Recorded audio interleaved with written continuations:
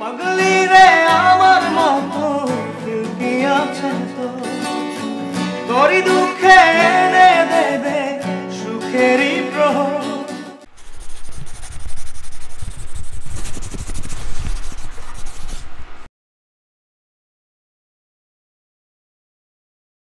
Welcome to news 24। আমাদের সাথে আছেন এফএস সুমন।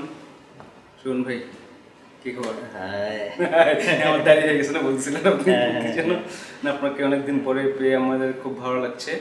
মাঝখানে আপনি আসছিলেন একবার মনে হয়। হ্যাঁ, তো আপনার আসলে অনেক হিট গান, হিউজ, মানে ইউটিউবে এফএস সুমনের গান millions of views, crore crore views. সব উপরওয়ালা আর শ্রোতাদের ভালোবাসা। True true. মানে আপনার কেমন লাগে ব্যাপারটা? এটা আসলে পাওয়াটা আসলে মানুষ যখন পায়, পাওয়াটা কিন্তু ভালোই লাগে। মানে এই জন্য পেলাম ভালোবাসা পেলাম, তো ভালোবাসা পেলে ভালোই লাগে। আচ্ছা, আপনার সাথে আসছে একটু পরিচয় করে দিতেন। ও হলো দীপু, আমার সঙ্গে গিটার প্লে করে, আমার ব্যান্ডের এফএস সুমন ফ্রেন্ডস একজন সদস্য। চিনি। হ্যাঁ, থ্যাংক ইউ ফর কামিং।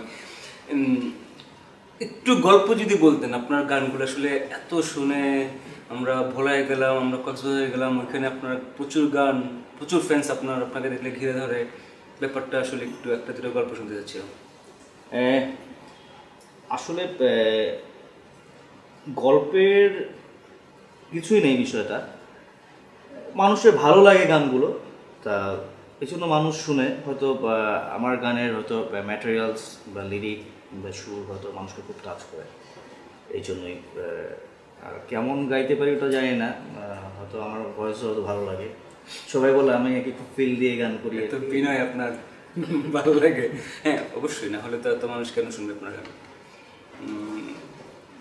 শুটিংয়ে গিয়েছিলাম কক্সবাজার, মনে হয় আমরাও গিয়েছিলাম। ওইখানে যেই ভিড় শুটিংয়ে, তারপরে গাড়িতে, একটু বলেন, একটু মানুষ শুনুক, সবাই একটু শুনুক। এগুলো আসলে না, এগুলো বলার তো কিছু নেই আসলে।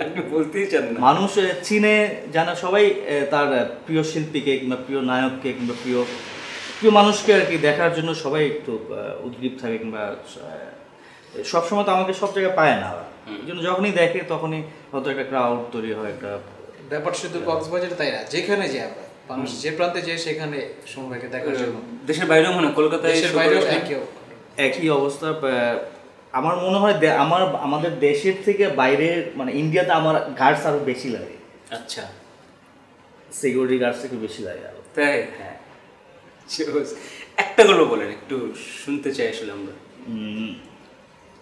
গল্পের যখন আমি লাস্ট 2 বছর আগে কুড়িগ্রাম একটা স্টেডিয়ামে শো ছিল, এটা প্রাণাপের একটা প্রোগ্রাম ছিল বেভারেজের।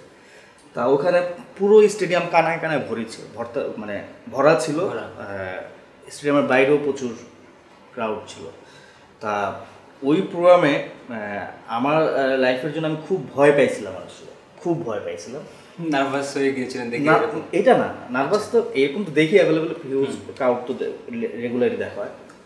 আমি শোতে গান গাইতে উঠলাম, উঠার পর জাস্ট আমার একটা গান ধরার পর বৃষ্টি শুরু হয়ে গেছে। আর প্রাণের শো ইয়েগুলো থাকে ওপেন, কোনো ইয়ে থাকে না। তা বৃষ্টি শুরু হওয়ার পরে তা আমি যখন গান অফ করে দিছি, পাবলিকের একটা ধাক্কা লাগলো আর কি। স্টেজ কাঁপতেছে, আমি নামতে পারতেছি না। আমি তো নামতেছি, দেখতেছি পাবলিক ওদিকে সব ঘেরাও করে ফেলছে, মানে জাস্ট একটু ছোঁয়া নেবে, একটু সামনে থেকে দেখবে। পরে আমি ওখানে 5-6 মিনিট বসে থাকার পর ওখানে পুলিশ আসলো। পুলিশ এসে আমাকে 15-20 জন পুলিশে সেভ করে আমাকে গাড়িতে উঠিয়ে, আমি ওইটাতে খুব ভয় পাইছিলাম যে মনে হয় এই চাপা ভেঙে যায়, স্টেজ ভাঙে। কিন্তু না, মূলত ঘটনাটা ঘটেছিল হচ্ছে তারা কিন্তু গান শুনতে পারেনি, যেহেতু বৃষ্টি হয়েছে। তো সময় ভাইকে একটু দেখার জন্য বা একটু ছোঁয়ার জন্যই সবাই এতটা তোলা হয়ে গিয়েছিল। এই জিনিসটা সময় ভয় পেয়ে গেছে, রিস্কি ছিল ওটা। এখন ব্যাপারটা হচ্ছে মানে সবাই একটু ছুঁইতে চায়, হ্যাঁ, কিংবা একটু দেখতে চায়। এখন দেখতে দেখতে তো একজনের ধাক্কা আরেকজনের লেগে গেছে, তো আমি তো সে দেখি ছুঁয়ে দেখার কি আছে, সবসময় তো ছোঁয়াছুঁই হয়ে গেছে। কিন্তু আপনার ফ্যান্সরা আপনাকে ছুঁয়ে দেখতে চায়, এই ব্যাপারটা সবাই আসলে সব আর্টিস্টের ক্ষেত্রে, নট অনলি মি। মানে এখানে যারা জনপ্রিয় আর্টিস্ট সবার ক্ষেত্রে এরকম হয়। তা আপনার কোনো গান ধরে ডাকে আপনাকে?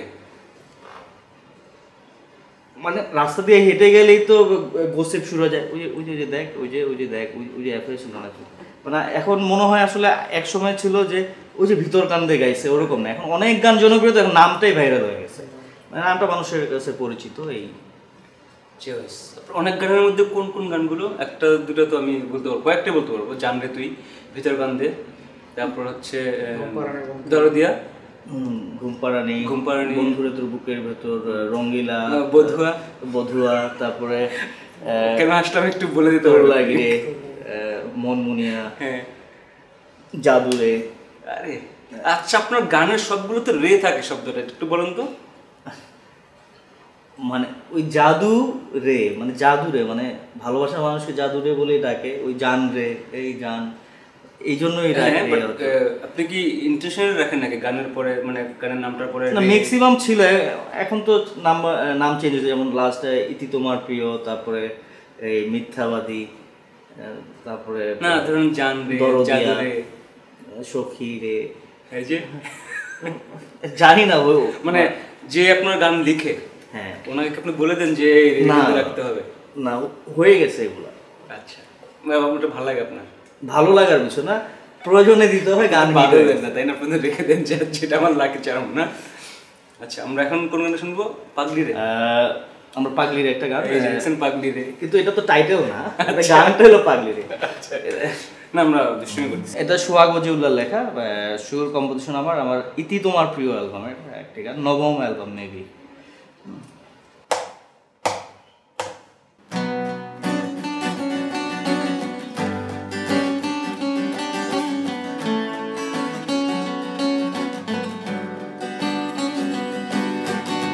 পাগলি রে আমার মতো কেউ কি আছে তো, তোরই দুঃখে এনে দেবে সুখেরই প্রহর। পাগলি রে আমার মতো কেউ কি আছে তো, তোরই দুঃখে এনে দেবে সুখেরই প্রহর। তোরই ব্যথা দুটি চোখে কে হবে রে জল, এলোমেলো হয়ে গেলে কে গোছাবে বল।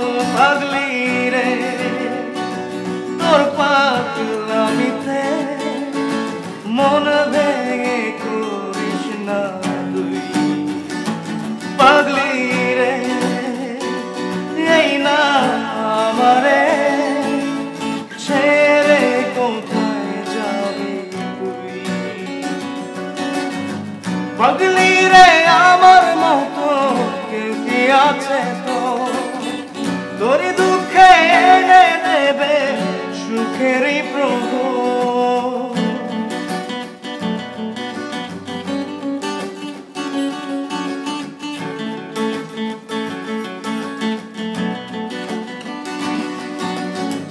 সারা বেলা চোখের পাতা যতবারই পলক ফেলে, তার চেয়ে অনেক বেশি তোর কথা মনটা বলে। তোরই ব্যথা দুটি চোখে কে হবে রে জল, এলোমেলো হয়ে গেলে কে গোছাবে বল। পাগলি রে তোর পাগলামিতে মন ভেঙে করিস না তুই। পাগলি রে এই না আমারে ছেড়ে কোথায় যাবি তুই।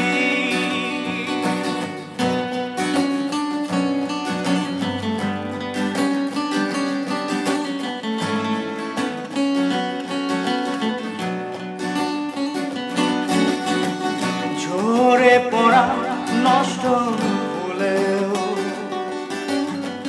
সুন্দর মালা হয়ে যায় রে আমার কাছে। পাগলি ছাড়া অন্য কোনো উপায় নাই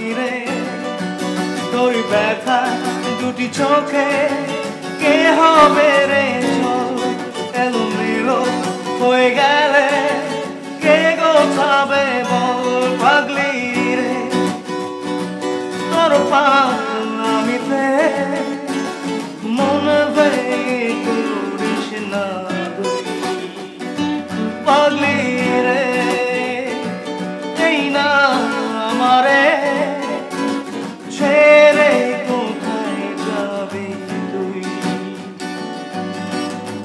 পাগলি রে আমার মতো কেউ কি আছে তো তোরই দুঃখে এনে দেবে সুখেরই প্রহর